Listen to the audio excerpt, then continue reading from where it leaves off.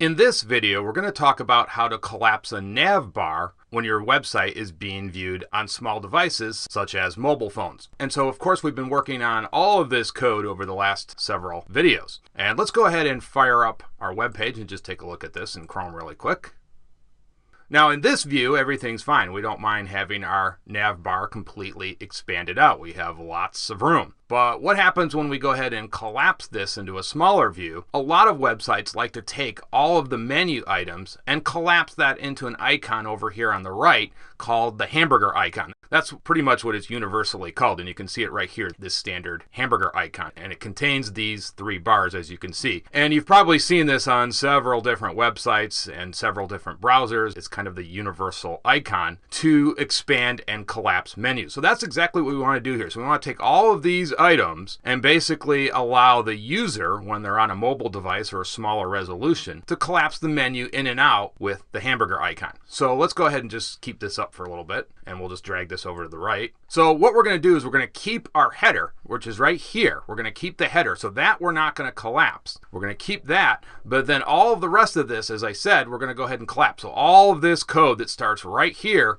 all the way down here, we're going to collapse all of this. And Bootstrap gives us a class. Yes, remember, it's all about classes. Bootstrap gives us a class to go ahead and do that. And so let's go ahead and close this out. And we'll go right back to the code, and we're going to go ahead and first create our collapsible Bootstrap class. And as I said, we want to make all of this code collapsible. So what we want to do is essentially here create a new div where we can call our collapsible Bootstrap class. So let's go ahead and do that. And actually the exact code that we're going to make collapsible is all of this code right here. Everything that includes our links and our form. Obviously we don't want to collapse our entire navbar, so we're not going to collapse this. And this div relates to our container fluid, so we're not going to collapse that as well. But we are going to collapse, as I said, the form and all of our links. So this code right here is what we're going to make collapsible. So let's go ahead and create our div like I said. And then we're going to go ahead and call our Bootstrap class. And the class that we're going to call is collapse. You guessed it. And so that's the first class that you need to call. It's just called collapse. And then you need to specify exactly what you're going to make collapsible. In this case, it's of course the navbar. And then we give that another parameter, which is collapse. And there we go. Now we also need to create an ID. And I'll talk about this in a little bit. But first, let's just go ahead and we're going to create an ID here. And we're just going to call this nav collapse. That's all. And then we need to close this out, of course. Again, we'll talk about this ID in a little bit, what we're doing here. Now, of course, we need to close out this div down here. So we'll just go ahead and copy and paste this one. And we'll put this right here.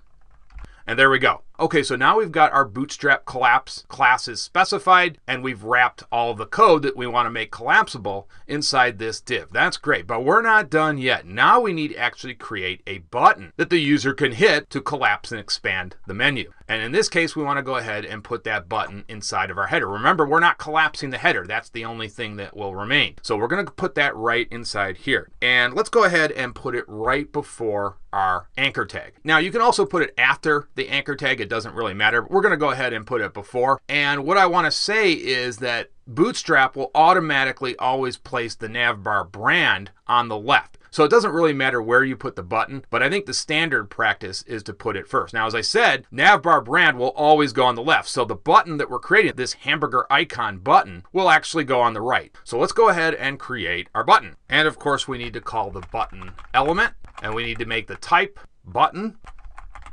And then we need to call a Bootstrap class, and that is Navbar Toggle.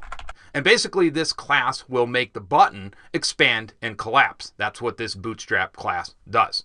Then we need to use another attribute called data toggle. And this basically will automatically assign control to the collapsible element. In this case, this div right here. Okay, so let's go ahead and complete this. And the value that we set this to is collapse. Now, the next attribute is called data target.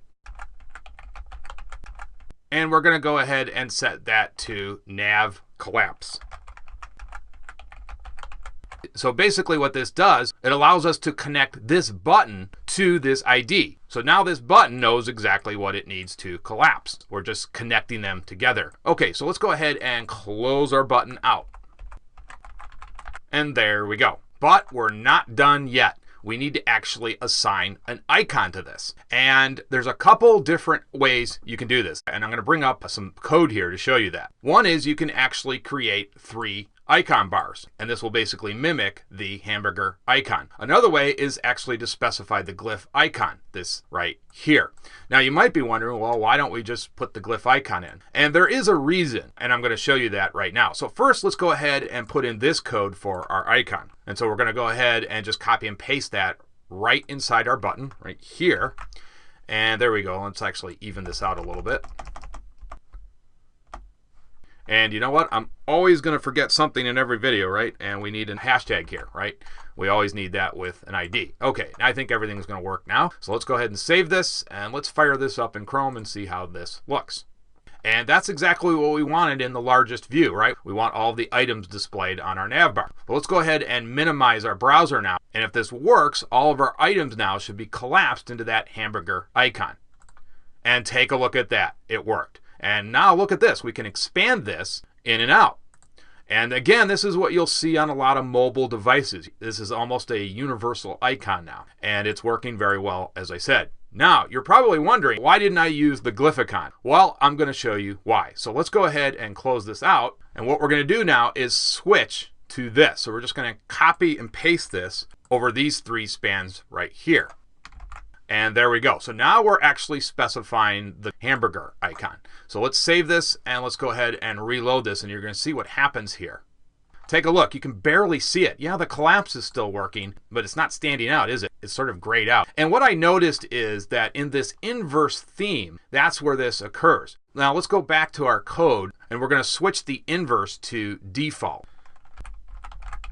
Okay, so let's go ahead and save this, and let's go ahead and reload this in Chrome. And take a look. Now it looks fine. So again, some of these icons will display differently depending on which theme you're using. And as you can see, it works great right here in this lighter theme. But in the inverse theme, it doesn't look so good. So again, you can use either one of these depending on the theme that you're using. I will go ahead and put both of these examples in the description of this video in terms of a paste link. Okay, that's going to do it for this video. Thanks.